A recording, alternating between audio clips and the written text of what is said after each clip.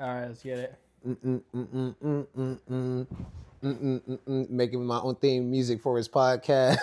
Okay, I'm done. This intro. This Let's is a go. motherfucking intro. Hey, Had it bees, red cup, where you at? Had to be red hot. welcome back, y'all, to the Endless Enjoyment Podcast. It's episode 71. Jesus Christ. Yes, sir. He's been at it a while. We've been doing it My for 3 God, years been at now. With 3 years of the Endless Enjoyment Podcast.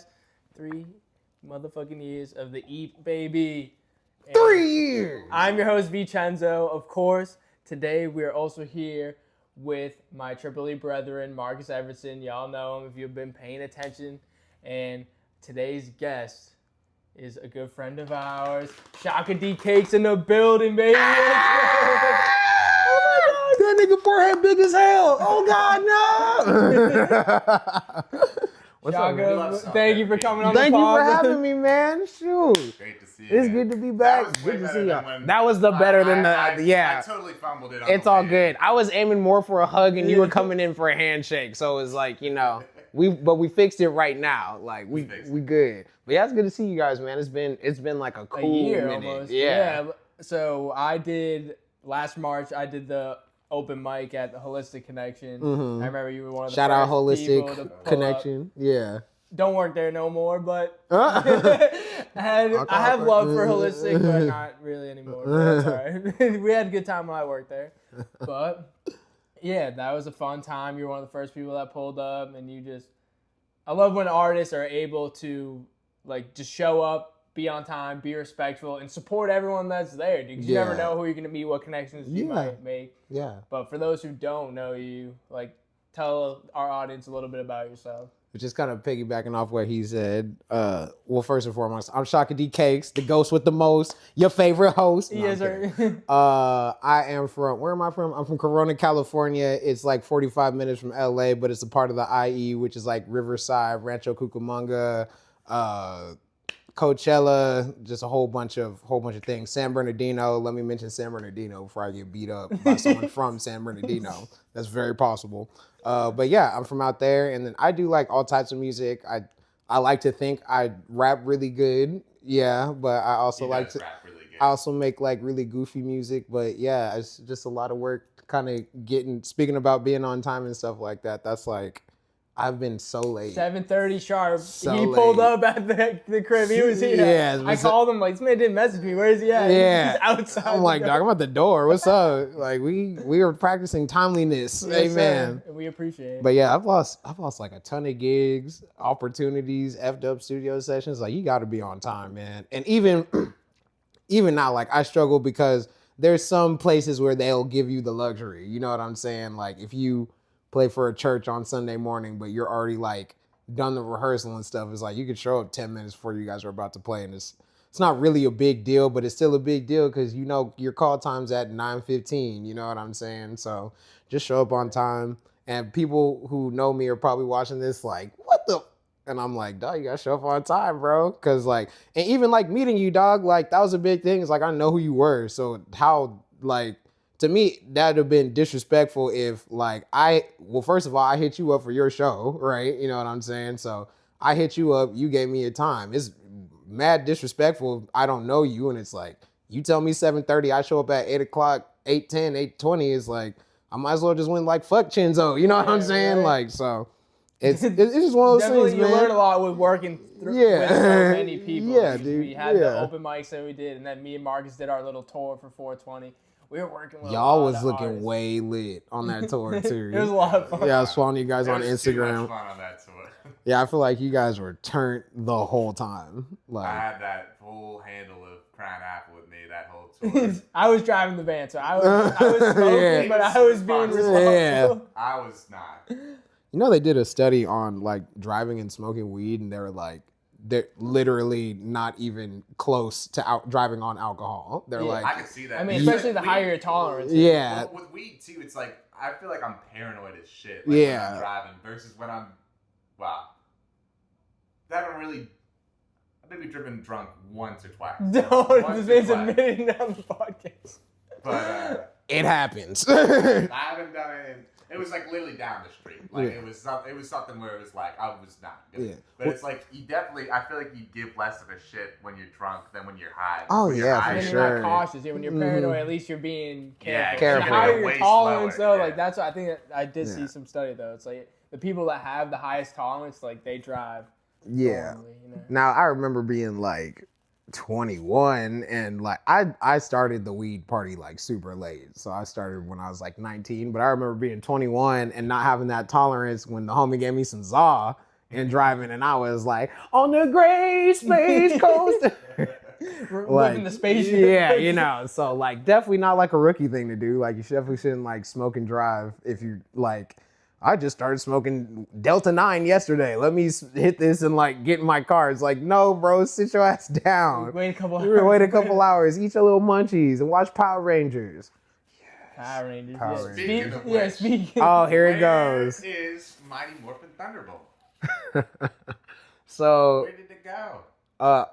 first and foremost, shout out DistroKid because when I didn't know how to get my music on to streaming platforms and stuff like that, they were the first one. Mm-hmm. I've been a loyal DistroKidder for, damn, how long have I been making music for? Basically since I dropped like Thunderbolt, which is like the ugly stepchild to Mighty Morphin Thunderbolt, which is funny because like I wrote that album and then I made Mighty Morphin Thunderbolt and I was like, this is what I wanted that one to sound like. But hey, we get older, we grow. Right. Yeah. And so 100%. I just, you know, letting the music get taken off of DistroKid basically, and I'm switching over to Two Lost Distribution, and it's crazy. What is it called? Twolost.com. So the reason I'm going with them too, and just like a little artist game, is DistroKid, they take a lot of the already not a lot of money that you're making, right? So if I think Snoop Dogg has the best breakdown, and he's a good person to like cite from, is like he got over 1 billion streams on this one song, and the check that he got wasn't even $45,000. Like, that's crazy. But a lot of it is like the middleman factor, right? So with Two Lost, they really cut out the middleman of who's like touching your money and stuff like that. So you're getting 100% of your royalties and revenues. The only money that you're paying to the company is the money that they're going to use to keep your music up on Spotify, iTunes, and Is stuff like like a that. yearly fee like DistroKid? $20 a year. That's not Right. bad. And they keep your music on there, all that stuff like that. You know, with DistroKid, you got to do the, you want to die. If you die and you can't, you know, pay for the distro service and you want to do the legacy thing, Sure, you got to pay $100.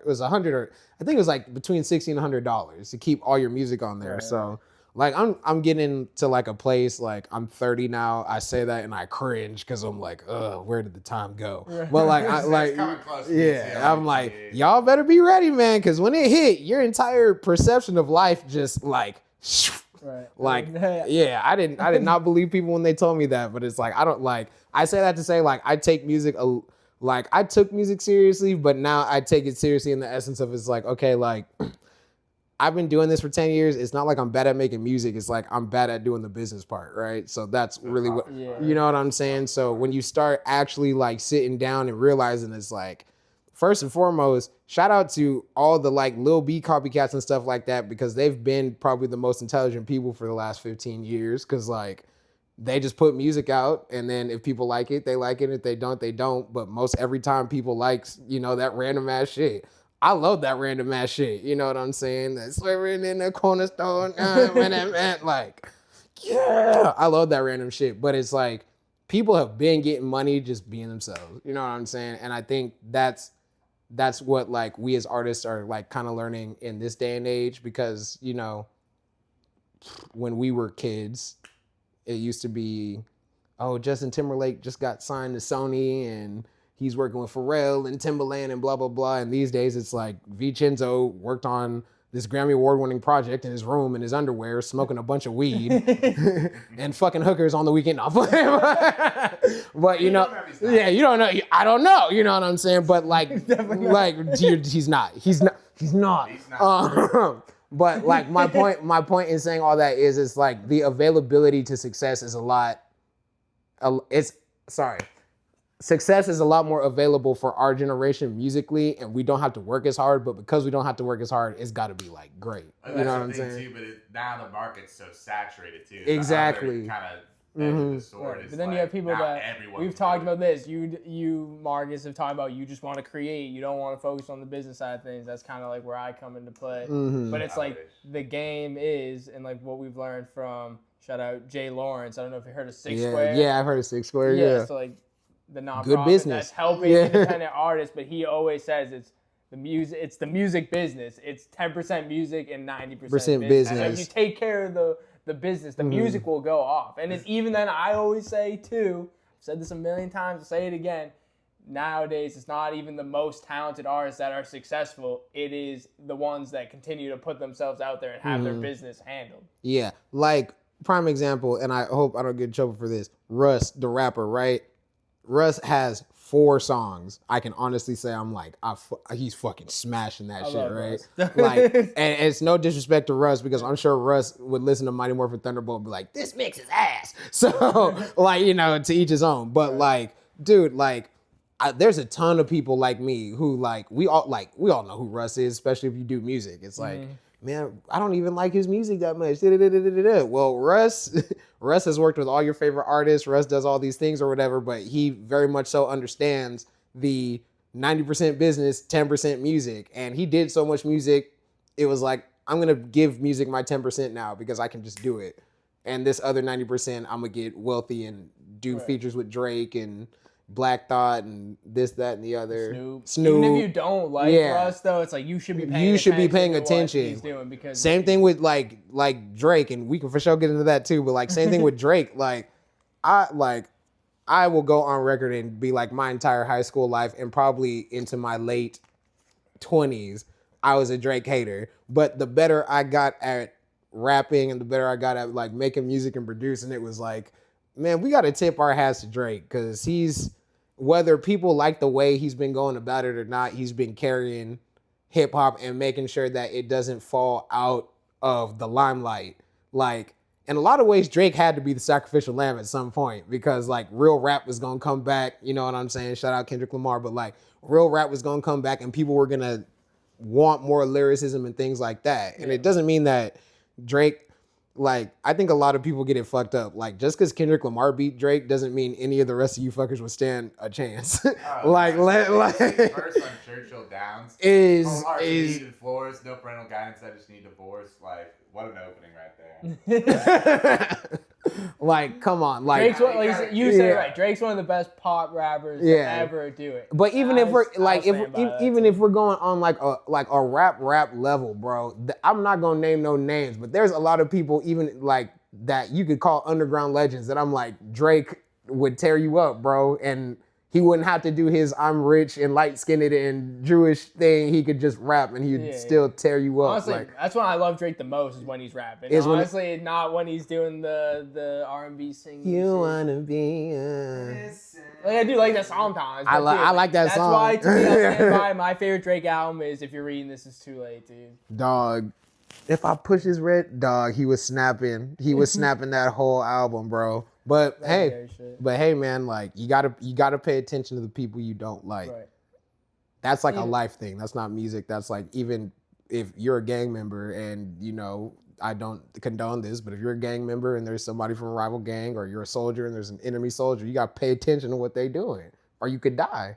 That's why you always say keep your friends close, enemies close. Closer, man. And it used to not make sense to me because I was like, why would you want to keep your enemies close? But it's like, no, you watched it. You better watch. You could learn something. Yeah. Man. There's a lot happening right now. Right. But so there's a lot we can still talk about too. There's just so much energy in this room right now. So let's bring it back. Like we can get more on like the pop culture side of stuff again too. But I want to bring it back to Shaka D case. One, you said so you're from California. Like how long have you been living in Tennessee for? 3 years in a week.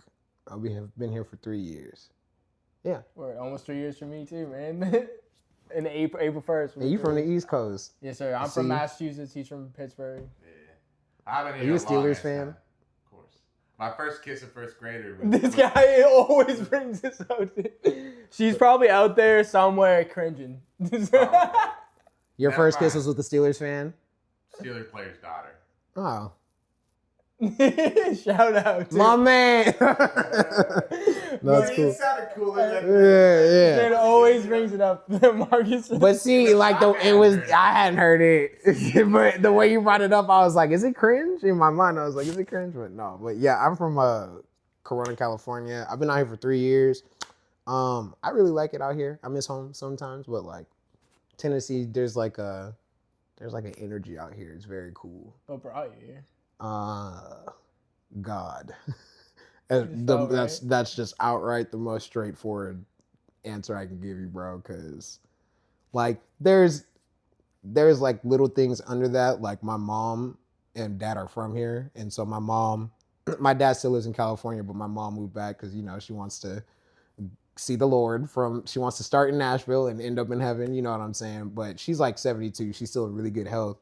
But it was like, she's getting older. I should be close by her in case she needs something or needs help.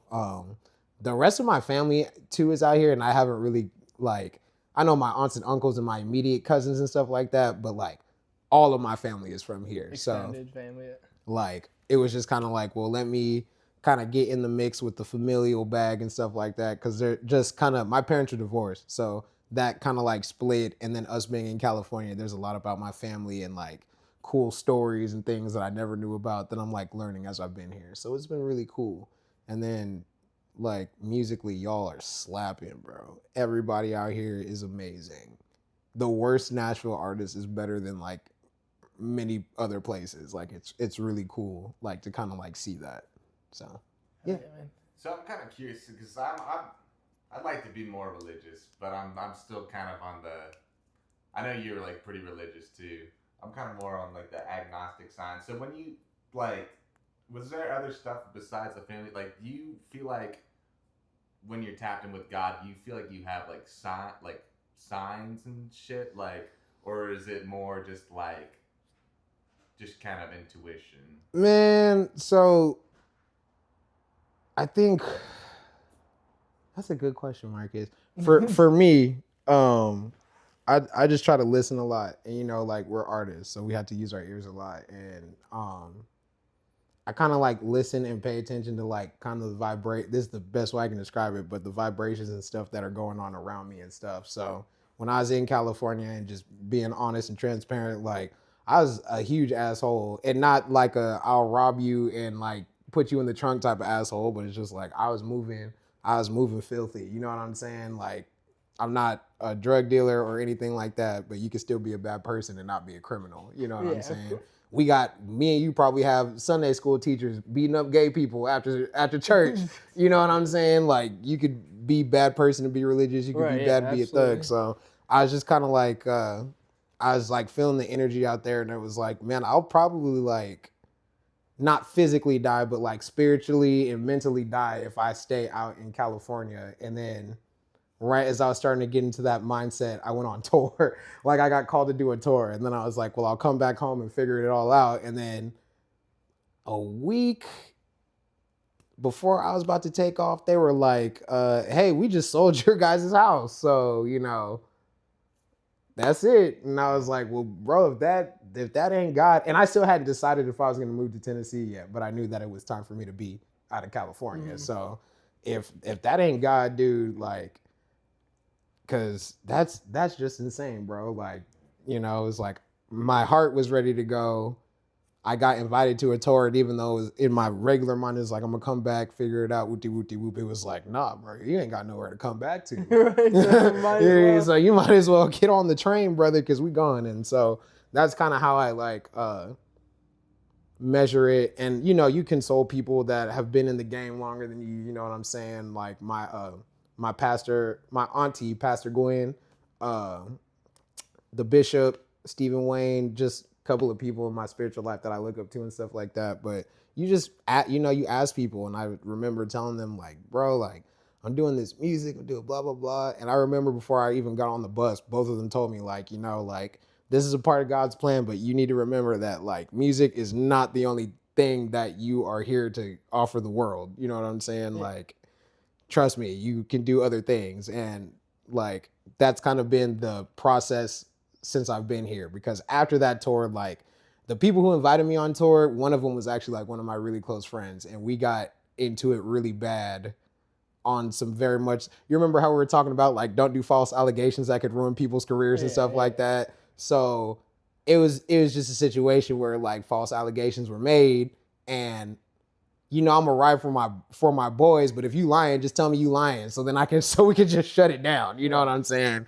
And there was no communication about it, and I found out that we were out here ruining people's reputations for his ego. Right. So it's like, you got to go, you know, like we had to split that up. Adjusting the family's been huge because I wasn't raised around my whole family. So it's like, you know, if a random blowjo says something crazy to you on the street, you could get up and be like, yo, what the F is good? If your second cousin who you had never met before starts talking crazy to you, it's a little more difficult to navigate. Am I gonna slap the shit out of you, or are we family and do I just need to let this, you know, slide? So just stuff like that. That's what makes like family though. Is like you have arguments, maybe not necessarily like physical arguments. Yeah, you know, it should never escalate to that point. But but you could always argue and make up afterwards because of family. Yeah, I've had plenty of arguments with the people closest to me and my family. But I hope that answers your question, because just kind of moving with the ebbs and flows of life, and to my like elders' points, Pastor Auntie and Stephen Wayne, it's like I've been learning so much more about myself since I've been here, and I've been doing way less music, like way less. Like I'm surprised that the album that we have coming out is actually like almost done, because it's like I just haven't really had the, like, after going on a tour that big and being on the bus and meeting all the people and stuff. What was it like? How many cities were you doing? Or what we did 40. 40? Yeah, we did 40 cities in the States, and then we did Canada. So we were gone for 6 weeks, and we had a show. Our schedule was hard. I was gonna say 6 weeks. That's 42 days. That's almost every day. And I actually was like I was the host of the tour and the hype man for the show. So there's 4 artists. All 4 of them were in a group. So that's technically 5 acts. I opened the show. I closed the show. I had to be the hype man for the first guy, the second guy, the third guy, the fourth guy. I had to know everybody's lyrics. There was nights where I'd be beefing. I'd want like the main dude to be rapping, and I'd rap the last guy's ad-lib part, you know, because again, it's just strenuous, right? So 5 sets, me in every single set. Everybody else gets to like take breaks and smoke and stuff like that. I'm on stage the whole time for about 6 weeks. Yeah, and it's like show, break, show, break, show, break, show, break, show. I think the most time we had off in a row was probably like 2 days. But it's like you're on the bus, so it's not like we're walking around chilling and stuff like that. It's like we had 2 days to sit in the back and people get mad at each other and argue and all that shit, you know? Yeah. So, one second. Bay is texting me. You gotta, Shout out, Bay. Bay, I need you to text a little bit faster. But anyway, so yeah, it was just, the tour is like super grueling. But I had like, aside from all the drama and stuff on tour, I had a blast. It was nice to like wake up in the morning and like know I could sleep in, and then I had to get up and burn like 2,000 calories. You know what I'm saying? Just jumping up and down, and like I broke this ankle. I didn't break it, but I sprained this ankle real bad on tour in Oakland. Like I was just walking around like, whoa, turn up. Fell flat face first right on the stage.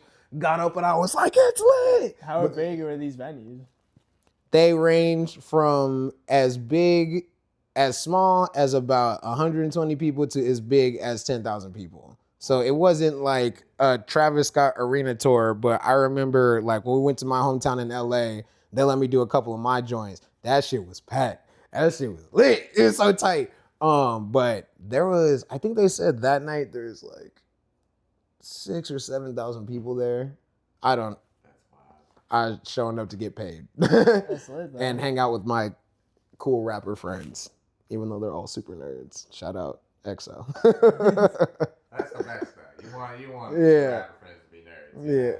You basically do. I mean, I'm a big nerd too, but I'm also like old. I'm like an old person and You're a young not old, person. Bro. I'm old in here. You're still young, bro. Come on. Get off my lawn.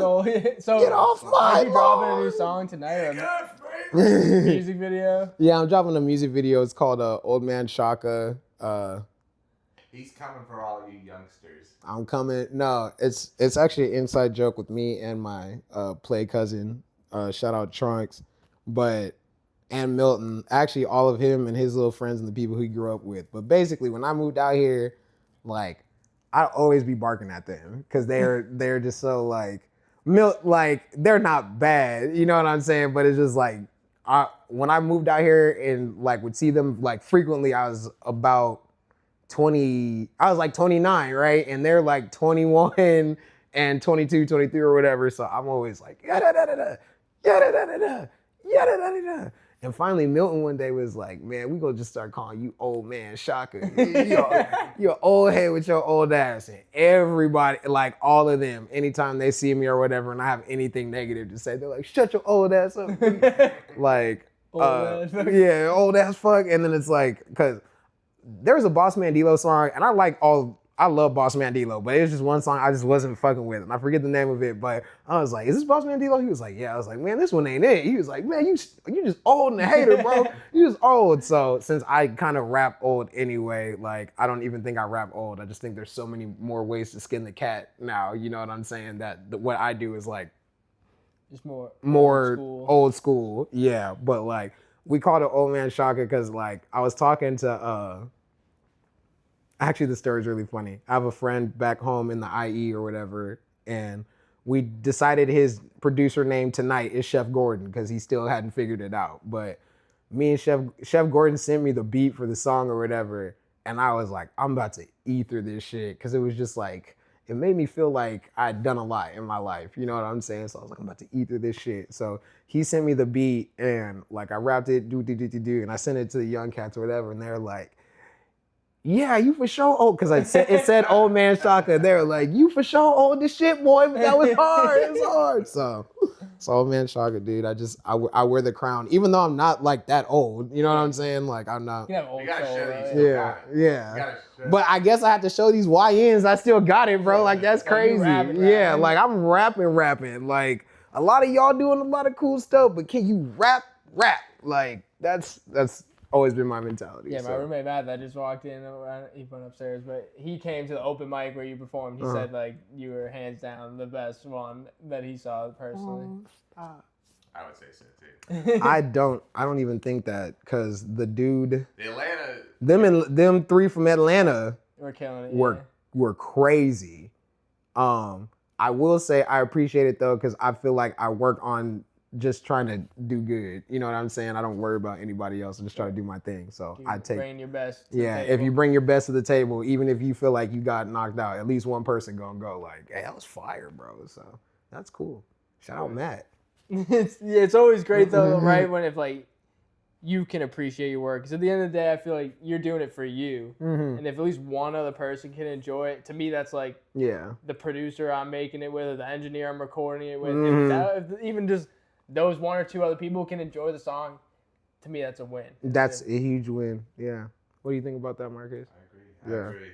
I mean, it's tough sometimes where it's like, you know, when you put something out, a lot of times you try to look for that approval, but it's like, I was seeing someone, I forget what his name was, on social media. He was like, yeah, you know, I wouldn't make music if I couldn't put it out there and share it with people. But honestly, I kind of disagree with that. It's like, it's for yourself. It's like therapy to me, where it's like, I have to get those emotions out. Or even, you know, it's obviously Sex on the Beach. It's not like a super deep song, but it's something like, that's how you was feeling. Yeah. So it's like, you gotta tell your story, and it's like, it's not really about the audience, you know.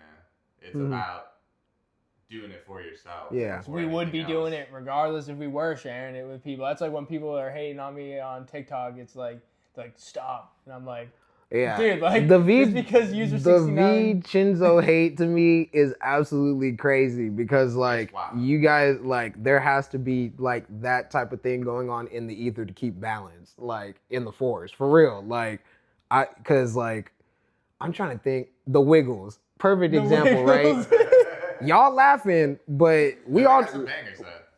Thank you. Like, fruit salad, like the Wiggles got bangers. Phineas and Ferb, you know what I'm saying? All those. 40 summer vacation. What's the point School goes along. that you The point I'm making though is it's like I've seen what people be saying about you under your comments, especially on TikTok, right? They're like, "This is cheesy. Shut the fuck up." Da, da, da, da, da. Okay, well, one, if it's cheesy, let it cheese, nigga. Because just because you're trying to be hard and aggro, super thug over here, even though you were born in the suburbs of Connecticut, you know what I'm saying? Like, he's just being himself. And like, again, the thing I super mess with both of you on a personal level is like, that's authentic. I'd rather watch you guys and be annoyed or think it's cheesy in quotations than look at this nigga over here talking about I got a bitch and she da da da da. It's like, dog, you've been together with the same girl since high school. Like, you don't have any bitches. Like, what are you talking about?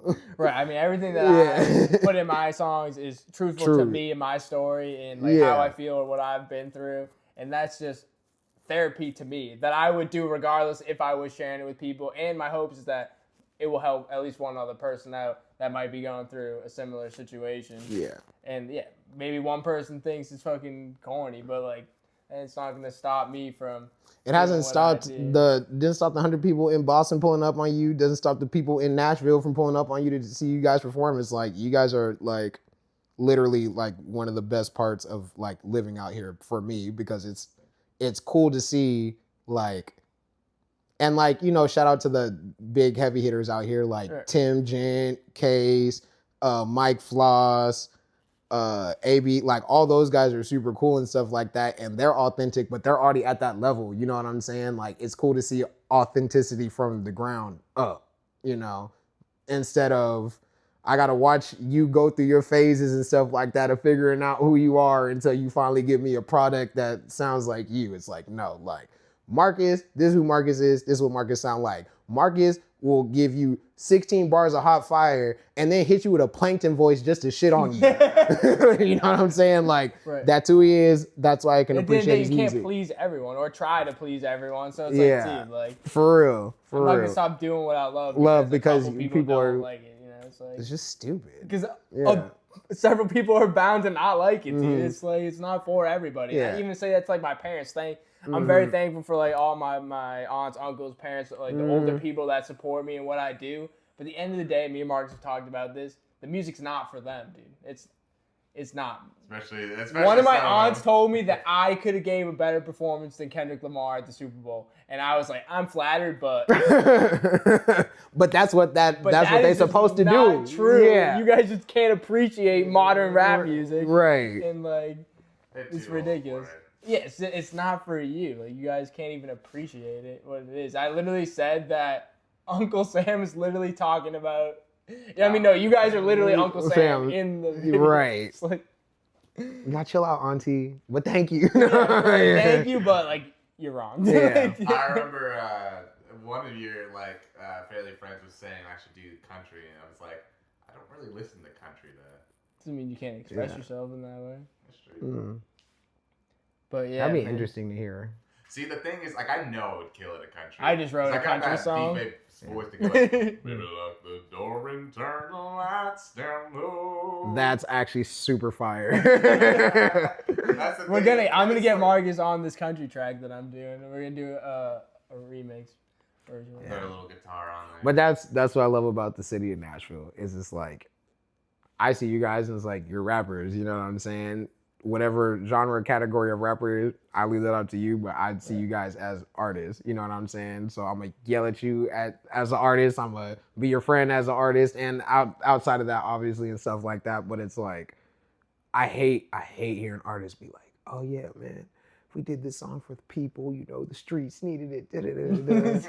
Or if we get out of like the urban sense of the music industry, you know what I'm saying? Oh, you know, this song's gonna change the world. Da, da, da, da, da. Bro. Do you like the song? Like, do you like, like, I'm the artist. Do I like the song? Even if I'm Beyonce, do I like what this person has written for me and I'm just singing? You know what I'm saying? Or however it goes. Like, do I like the song? If I like the song, then I know the song will do what it needs to do. And like, me personally, that's how I've, like, Mighty Morphin Thunderbolt, I made that on my iPad in my room, and I would just come home after work in Amazon. You made that whole album on your iPad? On my iPad. You produced it? Or?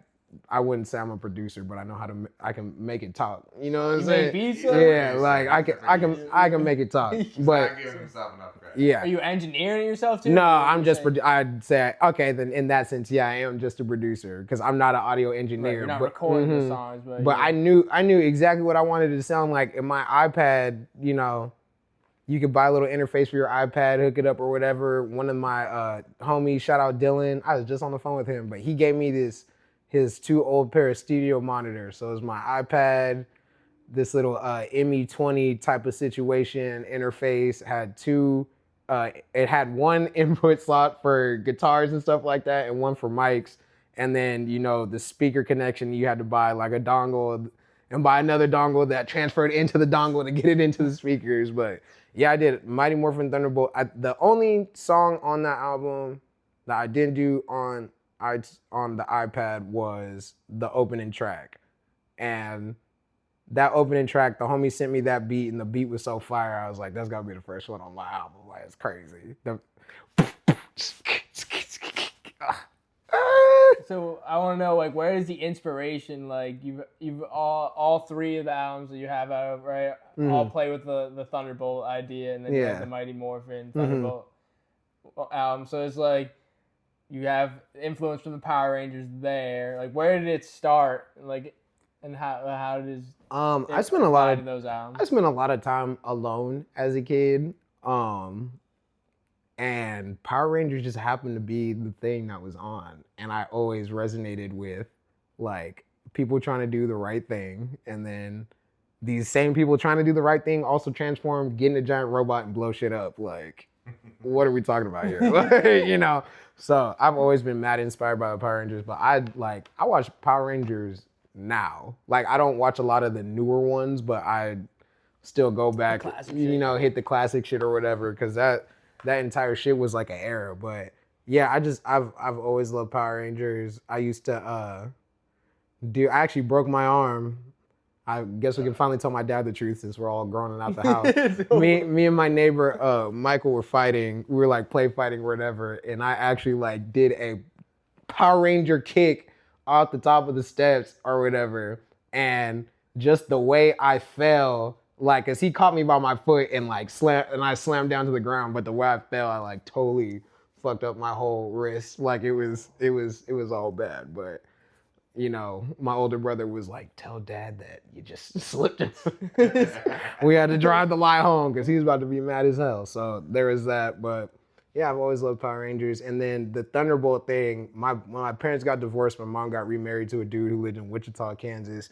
Don't ever go to Wichita, Kansas. It doesn't sound very fun, I'm not gonna lie. Don't go to Wichita.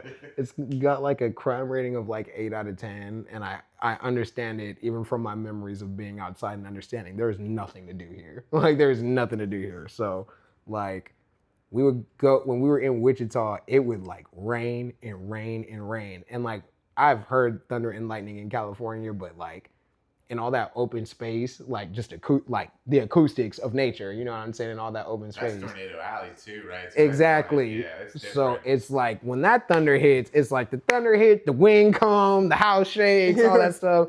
I remember I was tweaking and I was like, and my mom was like walking around the house just doing her thing, and she was like dee like cooking up dinner and just having like a good old time. And I'm like, Mom, I'm scared. She was like, why are you afraid of God? You know what I'm saying? Like, I was like, what? And she was like, you know, like when I see the lightning and the thunder, it just lets me know like God's still out there and whoop-de-whoop-de-whoop. So I've always just kind of carried that with me.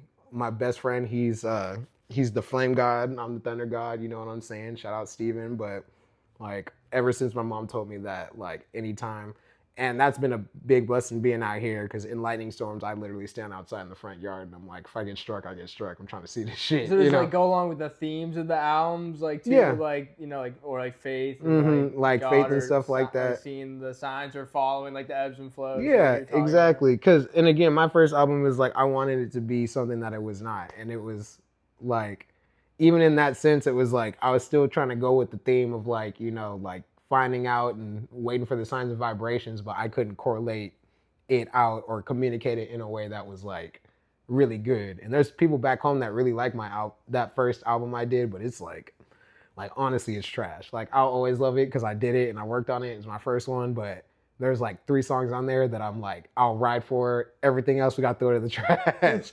But with Mighty Morphin Thunderbolt, like for sure, that was the big theme. It was like, you know, you gotta follow the lightning, bro. You gotta listen for the thunder. You know what I'm saying? Because like on a lot of real levels, like there's a song on Mighty Morphin Thunderbolt, and when it comes back up, I hope everybody listens to it. It's called White Light. Like it's just for real, like how I be feeling sometimes, you know, and like being able to like each of those songs is kind of like a little bit of my personality, and it's like me kind of being able to explain myself without having to like, you know, yeah. I just remembered where we met, dude. What? We met at Big Trip's show at the Valentine, dude. Oh! Shout out Big Trip. It just fucking hit me, dude. That's crazy. And I added you on Instagram, and I probably was telling you, like, yo, we're going to do these open mics and shit, and then, like, reached out to you through there. Yeah. Sorry. I gotta No, say, you're was that the green candle? Mhm. I think I may have said it already, like, last time I saw you, but, bro, I literally had to, like, pause that song after the bar when you said, me, I battle depression. Damn, I know that sounds selfish. Others fight just to live, and I would rather be breathless. I literally fucking paused that shit. I was like, I need to hear that again. Like, that, like, struck me, man. like, my core, bro. It's like, that feeling of, like, knowing you should feel, like, grateful. Mm-hmm. And it's like, because you know so many other people, you know, people like dying of cancer. So many people would rather be in your position, but you still just want to not be. Yeah, and that even that lyric came from a place that was like, I don't want to say I'm an ungrateful person as a whole, but there's definitely times in my life where I'm like, I know I'm being ungrateful or whatever, and you know, like there's just so many people I know in my personal life while that was happening that were like, mom died, you know, dad died, and things like that. And I remember my good friend Alan or whatever, like his pops passed, and I remember like having to check on him and like checking on him and stuff like that. And then I stopped, and then like some time passed, and I was talking to another one of my friends, and I was like, man, I feel guilty because like, you know, I stopped checking on Alan because now I have so much stuff going on in my life, you know what I'm saying? And I'm getting to a point where I could jump off a ledge, you know, but like Alan has to deal with his like dad being dead, bro. Like, you know, so like it, you know, just like it's hard to like navigate that like that headspace of like, you know, like I don't want to be here, but I should be grateful. So where's like the middle ground, you know? Yeah. Just like trying to get out of that funk, you know? Yeah. Of like those negative thoughts that just keep cycling. Exactly. I mean, in the past, I've definitely been super ungrateful, but I feel like that's added to me being like super grateful now. Yeah. And every day I take time to just like I'm still practice that. Yeah. Because man, if you wake up with a roof over your head and water, you're already doing better than like 60% of the world, you know? And I think a lot of us, I take it for granted sometimes too. Like if I'm struggling with money because I can't go like out or do something, you know, it's like, damn it, shitty job, blah, blah, blah, blah, blah. And then I have to remember like, dog, your daddy lived in a shack before you even born, you know? They used to work for nickels and dimes, and you know, it's like, they didn't have the same rights technically that you had either. So you need to just shut up and be grateful and work and struggle. Right. Don't be no fool, but you know, like.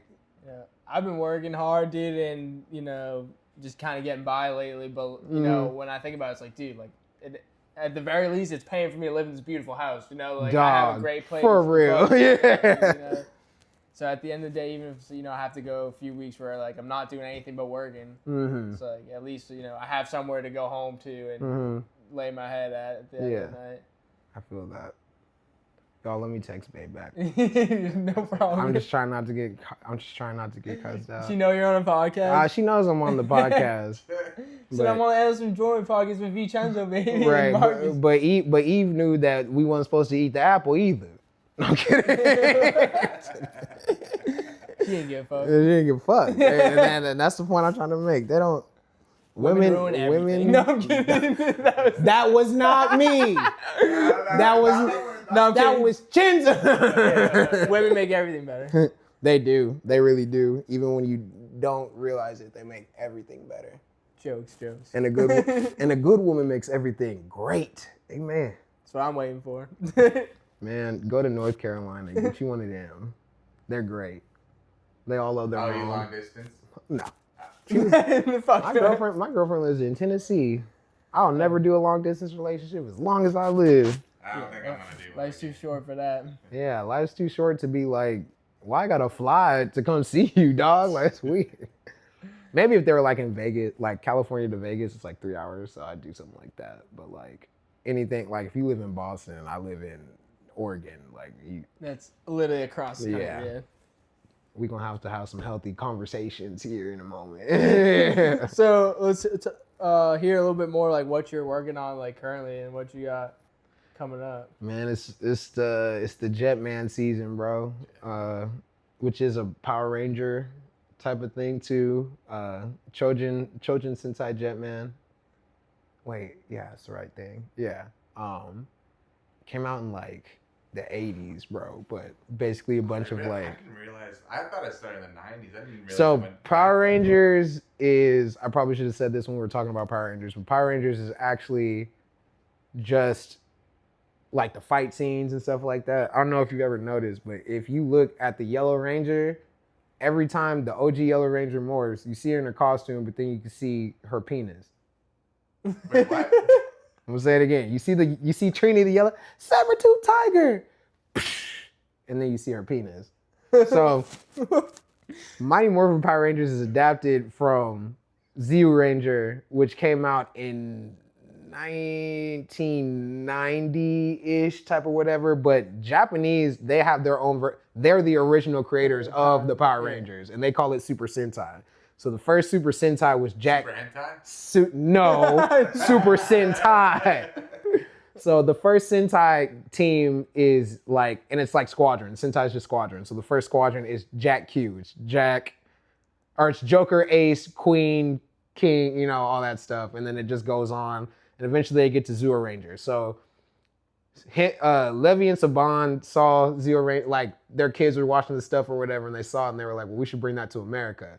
And that's how we got Power Rangers. And when they screen tested it at first, they thought it was gonna flop. And then when it came out, it was like easily one of the most successful child shows. But all that footage of them in the fights and with the bad guys and stuff like that, all of that is footage taken from the original Japanese show and put in there. So you know, I think I actually have heard about this. Yeah. So it's like, so they didn't even reshoot that shit. They just shot yeah.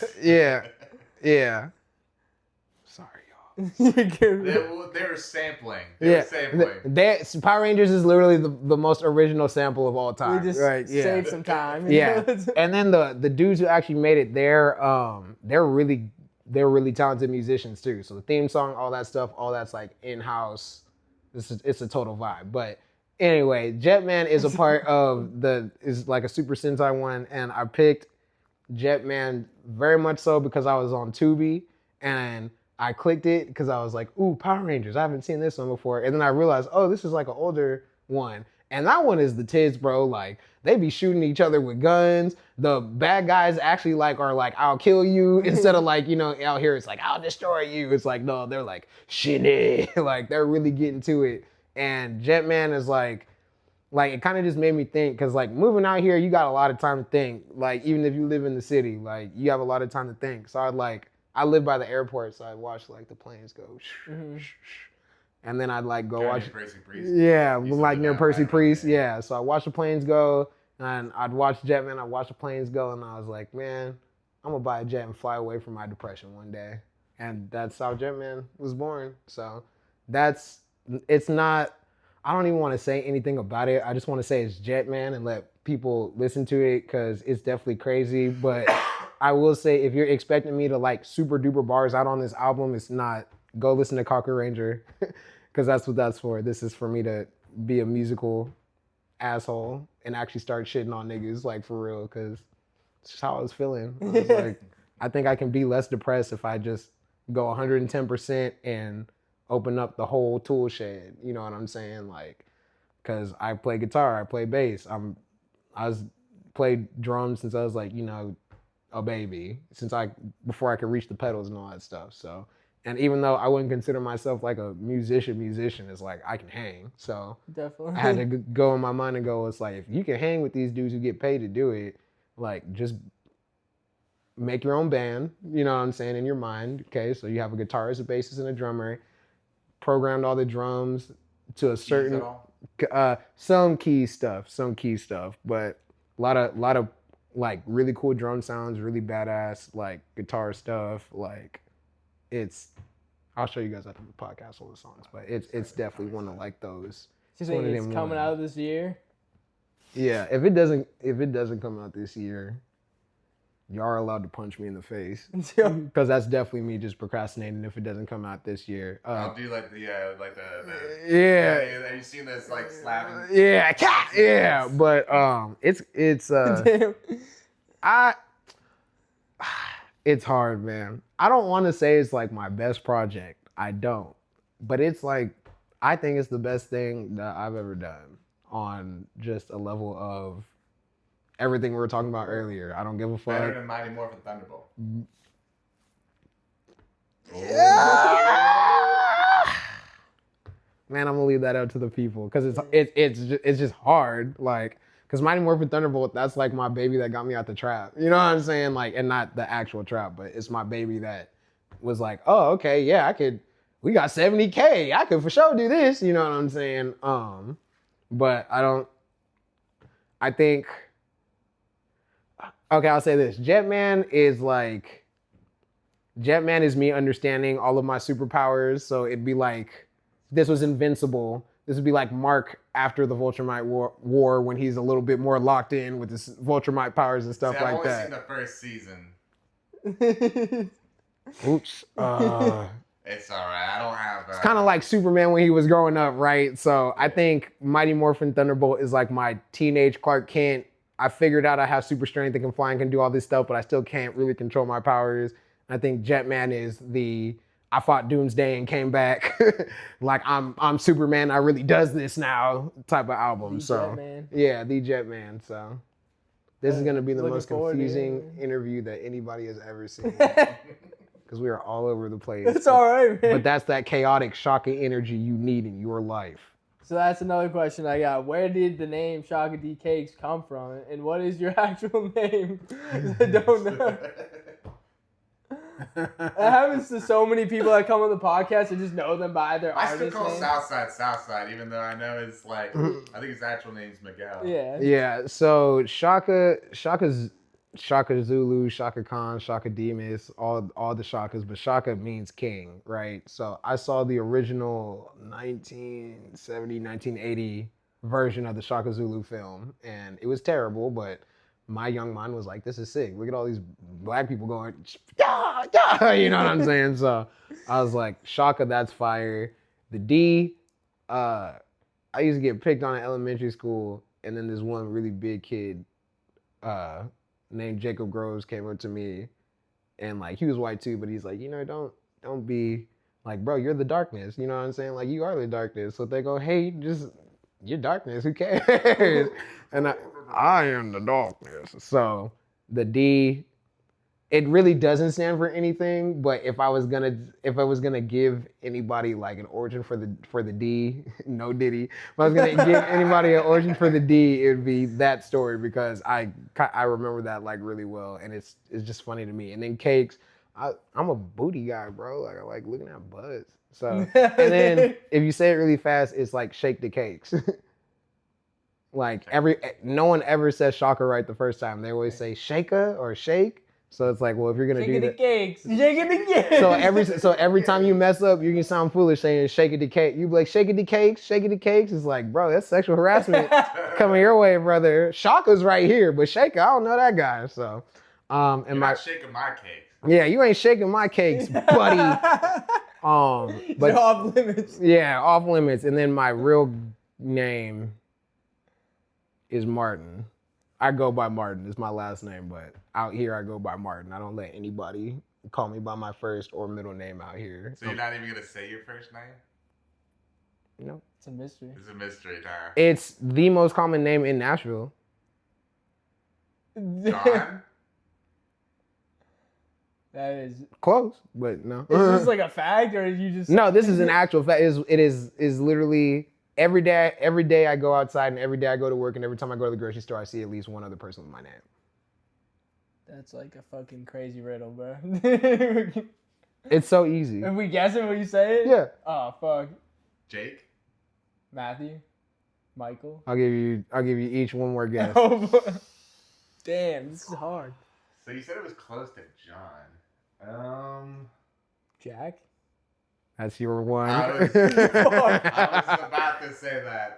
So I can tell y'all hang out because I can tell he's probably gonna say Jack too, but you said it. My other buddy that I manage, the only other person on Endless Enjoyment, we call him Jack Daddy. That's hilarious. That's fine. Infinity titties. I'm into that. Show me all the titties. My mom was not a fan of that. Like we said, it's not for Not you. for everyone. Not for everyone. No, I get it. Let's see. Okay. I don't know if I want to guess like another J name or not. It's a J name. It is a J name. Oh man, Joseph. no, I know what it is now. What is it? Is it Justin? There you go. Let's go. Justin mine. Justin Nicholas Martin the first. Hey yo. Y'all never. Well, you may know my last name or my middle name already, but I don't think any of y'all guess my middle name. I know it. Yeah. Is it German? It actually technically Swedish, but I was like, is it German, Polish, or okay? It's gonna be hard to guess. I know what it is. Does it start with an F? Nah. Also a J. Also a J.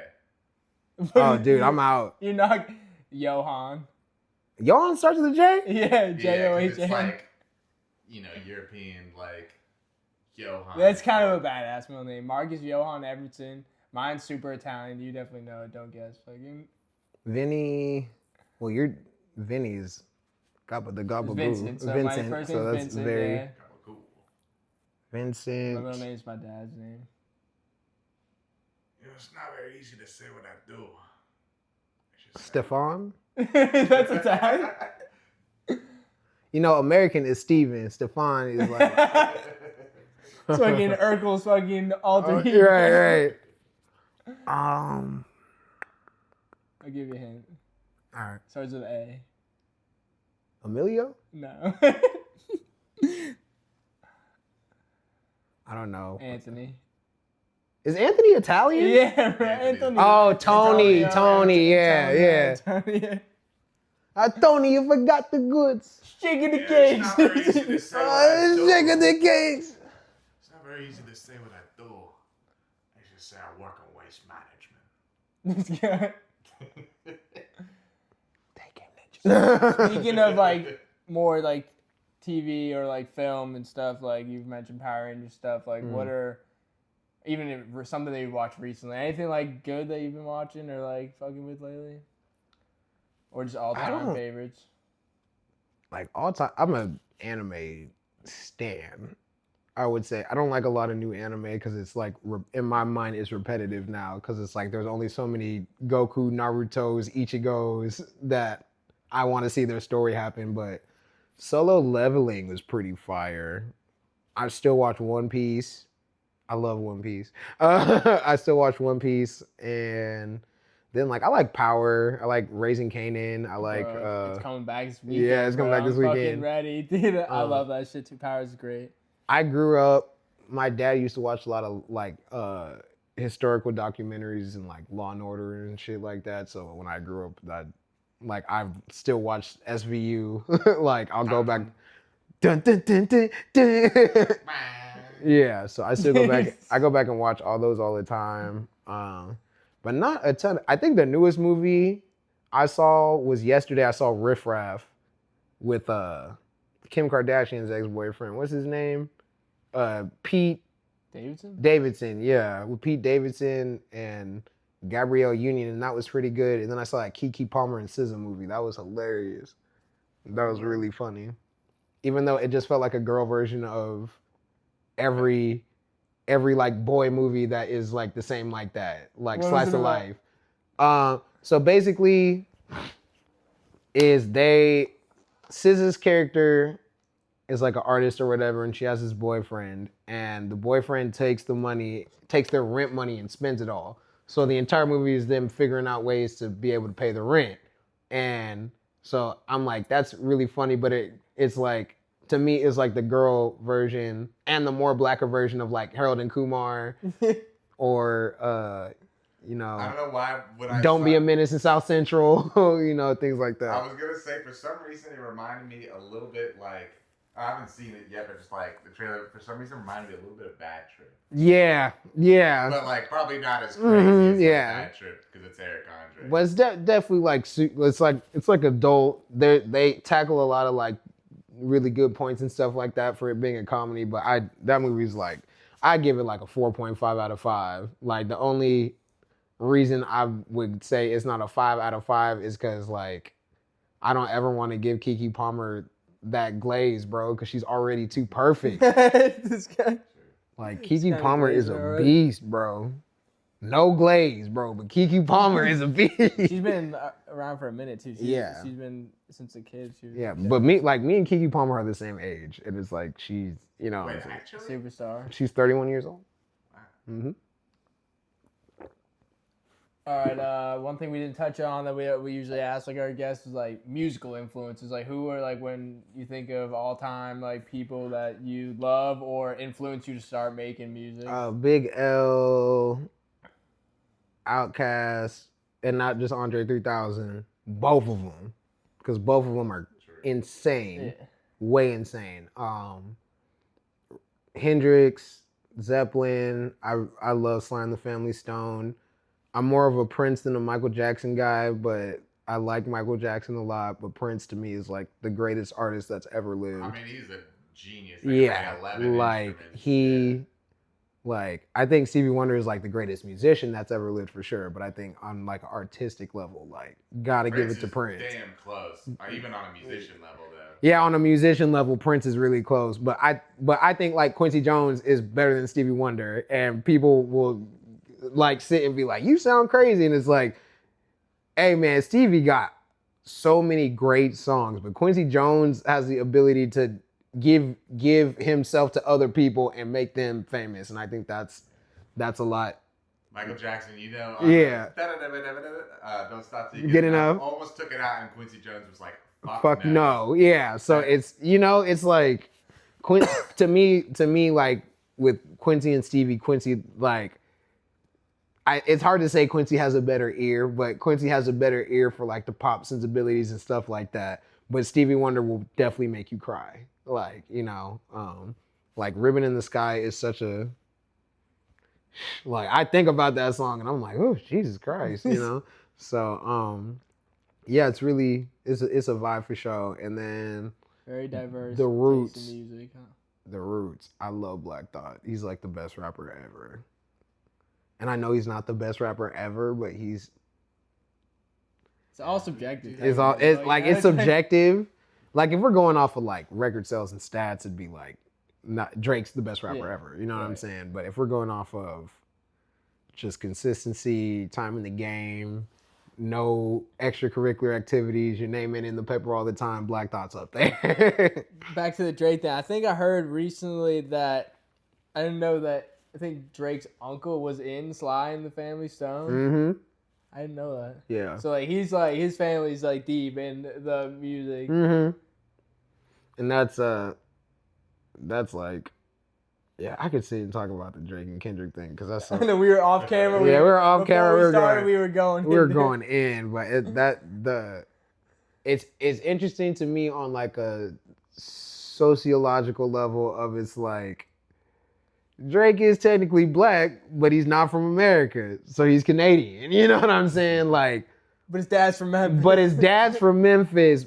But he did live in Canada, so it's like, and he's like, I think that's the thing that really kills Drake is like, you are Jewish, dog. Like, and nothing's wrong with being Jewish, but it's like that's really where it is. It's not you being Canadian; it's you being Canadian and Jewish, and you weren't raised with your dad all the way. I guess Is that what everybody's saying? You the Drake fan, you tell me what the haters say. I don't know. I would assume that he spent more time with his mom growing up, I guess. I don't know. Like, it's interesting because, let me be careful with how I word this. It's interesting in the era of Black togetherness, how we all just came together collectively as a people and just shitted on another Black person, whether he's Canadian or not. Because at the end of the day, like, and this is why I think it's interesting sociologically, like the Canadian has been, again, keeping hip hop afloat for real, like in a lot of ways by himself. Because like as a hip hop fan, we all love J. Cole and Kendrick Lamar, but like to the point about your aunt, you know what I'm saying? It's like she's not like locked into the culture like that. So naturally she's gonna see it. And if she immediately doesn't like it, it's like, well, Chenz, you could have done a better job than Kendrick. And it's not her saying that because she thinks Kendrick Lamar is trash. It's because she doesn't resonate with the music, right? So for, how old am I, 30? So yeah, the last Drake was really popping when I was like 15, 16. So for the last 15 years, you're telling me the dude who's had Black America in a chokehold is now public enemy number one because the other dude in Black America said you're a Canadian pedophile. That's weird. That's throwing crazy allegations. That's weird. I don't care how you slice it. That's weird to me. On just I fuck with both of them. Yeah, y'all just make another poetic justice or something. Like, and I get it. Like, I think Drake. It would have broke the internet. Yeah, it would have broke if they brought out. Yeah. If he brought out Drake in Super Bowl, did fucking Problems and fucking Poetic Justice, it would have been electric. But I think, like, and if it was all the beef just to promote the for Super Bowl, that'd be sick. That would have been a marketing class. Marketing ever. Yeah, but Kendrick actually hates Kendrick actually hates Drake, and that's why he lost the beef. Is Drake thought this was like sleepy, like competition. Yeah, friendly competition. Like, no, dude, like this is the best rapper of our generation, and you're getting the credit for it. Obviously, he's gonna feel the type of way, and like. Yeah, I mean, I'm fans of both of them. Personally, Chenzo, we gotta be real, dog. We gotta be real. We gotta go to the tape, dog. Right? And again, I think besides Kendrick Lamar and J. Cole, because I think J. Cole could have sauced Kendrick Lamar, but we won't get into that because that's a whole other conversation. But besides Kendrick and J. Cole, he did a 1 versus 20, bro. It was Drake versus Rick Ross versus whoever else is talking before crazy. Drake, dude, I think the GOAT, dude, that was holding it down for a time was Wayne. Wayne, and he got disrespected by Wayne got disrespected by everybody. So.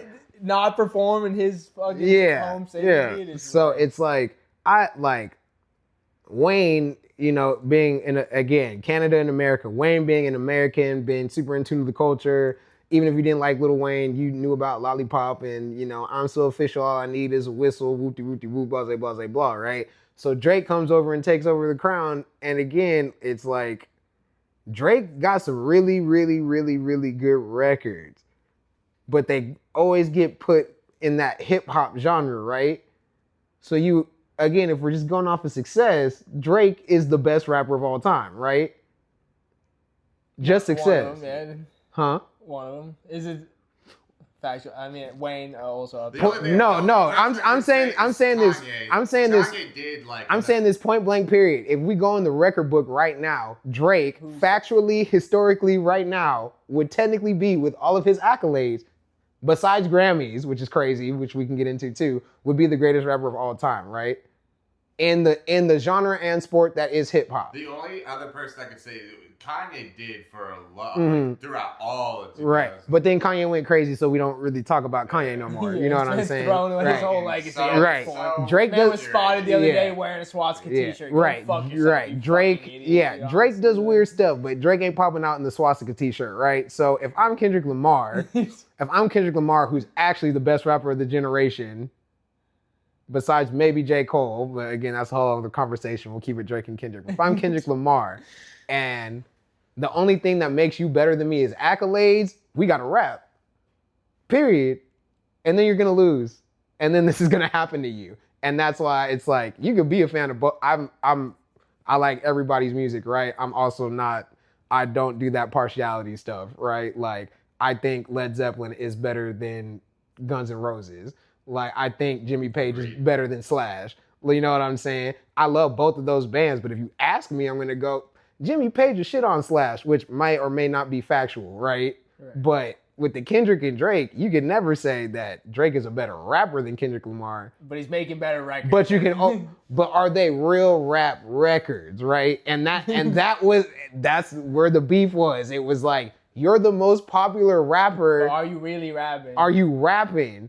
Kendrick gave us in that beef time from Like That, Euphoria, what was it? Meet the Grams, 616. It was like, it was all just rap music. Like it was like. I love Like That. It was all, so it's like, dog, it's like you can always say Drake is the best rapper the most successful rapper of all time. You can always say that. But Kendrick Lamar is the best. The only people that could beat Kendrick Lamar are people that aren't relevant anymore. So that makes him the best. Maybe Busta. Like young Busta Rhymes, young Jay-Z, young Phife Dawg, Young Wayne. Well, current Wayne might give him a run for his money, but I'm curious to see what Carter. I love Weezy. Yeah, bro. like if Carter Six is favorite artist of all time, but still, it's just like I just feel like his music don't hit the same. Yeah, you know what I'm saying. From like 05 to like 2011 ish, like that Wayne is undefeatable. Is Carter 2 to Carter 4, like in between there, 2, 3, 4. Yeah, I don't think. But like, I think Kendrick could beat Pusha T. Like, and Pusha T's my favorite rapper. Like, cause he's it's right in the pocket, right? So I think he could beat Pusha T. But it's like, again, like all these old niggas just know better. Don't go get Kendrick because he's the best. Yeah. You have a lot easier time putting a picture of Drake in blackface and telling to me though, like rap beef in general is super corny, I think. Like, even like rap battling, like it used to be a thing. Like Eminem was great at it when he came up and shit, but then eventually it's like he beat everybody just by shitting on himself and then and then killing you. Like, but it's just like, I mean, especially like where my head's at and where I'm at in my career and like this podcast is meant to uplift others. Like I brought you on here because I fuck with you. I want to hear more about your story. I want to get to know you more. I want to promote your music and shit. Like I want to stream it. Stream Shaka D. But like, you know, it's all about uplifting each other. I just think it's so whack to just ever just like take energy and just like tear someone else down.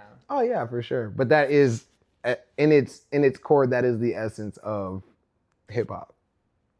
It's I'm better than you every time. There's like, I love the thing I dislike about where I'm from and I kind of dislike about it here is there's no competition here. There's no everyone's like super kiki, haha, yeah, we could be friends. But like this is no one's trying to like, you know, and you know, there's like a respectful level at which you should be competing, right? It's just like basketball, football, any other sport, you know, like if you get dunked on, don't go clothesline the dude who just dunked on you because you look soft, you know what I'm saying? But like at the same time, like I can be a fan. I'm a huge fan of like Mecca, Official Foundation Mecca. If Mecca ever came up to me and was like, I rap better than you, which, being honest, I do think he rap better than me. But I'm not about to take that shit. Never. I'll figure it out right there on the spot, how to be better than you right there in that moment. So you can never say that shit to me again. You know what I'm saying? And I think that's more uplifting than... Because you guys are trying to better yourselves. Right. Like iron sharpens iron, steel sharpens steel. Like, Mark, you remember when you came over and we were recording, I said, do it this way, do it this way, do it this way. It's not because I think I'm better than Marcus. It's because there's a way that Marcus can do something better. And I hear what he's trying to do. And if I can hear it, if I hear what you're trying to do, we can get you there. You know what I'm saying? Work together. That's why I think collaboration. It kind of is that same idea with like iron sharpening iron, where it's like, because if we both write, or like if you write a dope verse, like I want my verse to be better or just as good, you know, like it has to be. Yeah, like y'all. Let me answer this real quick. I ain't trying to get cussed out. I feel like we've been here at least an hour. Anyway. You should leave this. You should put this at the end of the interview so everyone can see what a simp I am. Hello. Hi, baby. Hello. Hello, baby. Hello. Babe. Yes. Hi. We're still kind of wrapping up, shooting the actual podcast. Can I send an Uber for you, or do you want me to just come get you? I don't care. I'm standing outside, so we're I'm gonna send this. Get back. I'm gonna get this Uber right now. It's Okay, it's thank headed. you. Do you know the address for that library or no? I can look it up. Okay, look it up and send it to me. I'm gonna be looking it up too. Also, say hi to Okay. Chenzo and say hi to Marcus. Hello. Going on? Okay, hi. How we doing? Hello. Okay. Okay, get naked. I love you. Peace out. This guy. What a He guy. really is a sim buying an Uber for her too. Hey man, you gotta take care of your woman. What a gentleman. Yeah, so I mean, we can wrap it up, you know. She's chilling. We've been talking for, but Well, I we texted still her- can hang for a little bit yeah. after the pod. Yeah. Usually I'm trying to keep these episodes around an hour or less, but, you know, I can't never stop a good conversation. Yeah. But yeah, iron sharpens iron, steel sharpens steel, dude. And like, I think the reason why, like, besides Chris Patrick, who's the only like young dude I can think of like off the top of my mind that I've seen perform and I've seen him work and do stuff, like I don't know any, I don't foresee another like front line of like great MCs. You know what I'm saying? Because of the lack of competition. And a lot of people were like, well, if you want to be competitive, you know, just join a battle rap circuit and da-da-da-da-da. Like, no, that's like the ultimate form of competitive rap. That's the rap where you can go, like, I'll take a chopper and aim it at your mama and have her twerking like a llama just because it rhymes. You know what I'm saying? But like in the space of like creatives and artisticness and things like that, it's like hip hop can still be, it can still sound good and be competitive. Like, you don't have to be up here with the, you know, rippity rap stat, blah, blah, blah, blah, blah. But it's like, when I think of competitive, it's like, bitch, don't kill my vibe. It's such a vibe. But so is like, girl, I'm in love with that ass. You know what I'm saying? Like, Big Sean, especially after Control, it was like, man, I got to battle Kendrick. And people were like, you can't do it. But that's, Big Sean in that time got so much better because everyone was shitting on him because it's like, you're not better than Kendrick, right? So it's like that competitive nature, like, obviously don't let it destroy you. haters are motivators. Yeah, Thing, like, it's like, you I'm know, not letting the hate on TikTok. Honestly, I laugh at it at this point. I'm Yeah. like, dude, they're just helping me reach more people. At this Exactly. point. It's like, And it shouldn't even, I don't even think, again, if we're doing it in the space of real hip hop, right? If it's real hip hop, I don't even think it's like haters or my motivators. I think there's a dude I did a rap battle with on an old podcast called Who Wants to Smoke with Ron Gilmore, Case Arnold, and Tim Gent.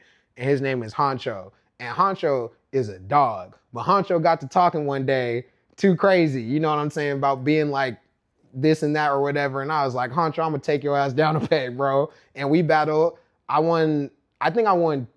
No, okay, the first one was a song contest. I won the song contest. The second one was a rap battle. I won the second battle, so I'm now 2-0. And then his last one was like I couldn't even respond. It was so good. You know what I'm saying? Like, it was just, dog, competition makes you competition makes you better. You can have it in a way that's healthy, where nobody needs to die, where nobody needs to get fucked up. You don't have to call nobody a pedophile, but that's just funny as fuck, Kendrick. Like, you can have healthy competition and it doesn't need to be negative. I think that's what would be hard for me, is how to toe that line between, like, you know, like, if I'm beefing with someone, it's like, where's the line of like going too far? That's why I feel like I personally don't really want to be involved in rap beef, because I'm just like, I don't want to like say something. You should never. I'll put this on the podcast so that everybody that watches your podcast knows, don't ever start a beef with me, because I will make you want to cry. I